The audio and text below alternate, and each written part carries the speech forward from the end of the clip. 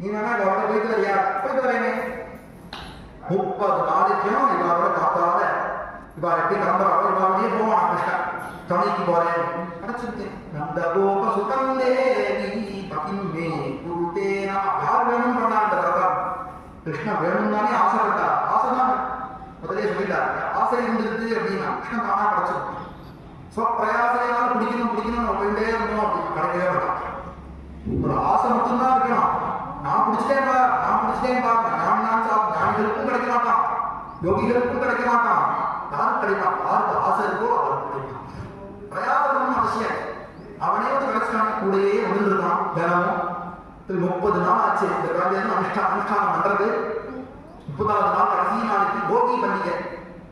எல்லாம் புது சொத்தாலாம் போட்டு இருக்கு எல்லா குழந்தைகளும். இன்னைக்கு ஸ்நானம் பண்ணணும், அடுத்த நாளைக்கு ஸ்நானம் பண்ணணும் போறது. புது சொத்தாவா இருக்கே, இந்த புது சொத்தாவை அவுத்து வச்சு ஸ்நானம் பண்ணலாம், நினைக்க வேண்டாம் அப்படின்னு நினைச்சது.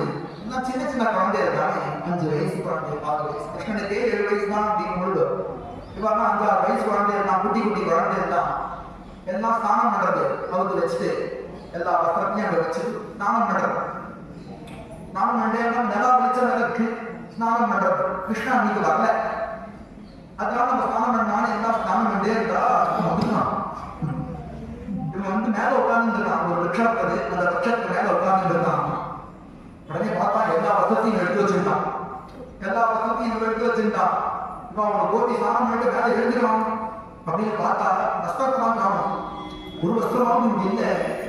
எங்க வஸ்திரமா போச்சுன்னு பார்த்தா மேல நட தெரியுது.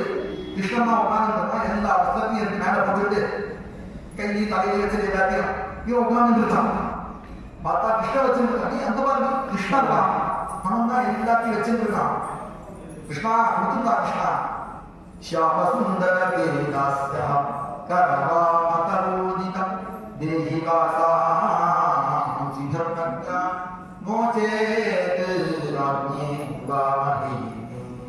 ஷியாம சுந்தரா, ஏ ஷியாம சுந்தர் அப்படின்னு கூப்பிட்டாங்க. கோபிகைகள் தான் அழகான ஒரு பேர். கோபிகைகள் தான் கொடுப்பா பேரெல்லாம். கிருஷ்ணனுக்கு அழகான பேரு கோபிகைகள் வச்சிருக்கா.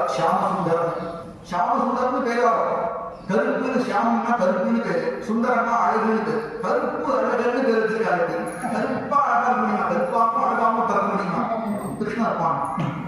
கருப்பாவும் இருந்து அழகாவும் இருப்பான். இப்படி அழகான கேட்கறதுக்கே ஆசையா இருக்கு. ஷியாமசுந்தரா முதல்ல கூப்பிட்டது கோபிகைகள் தான்.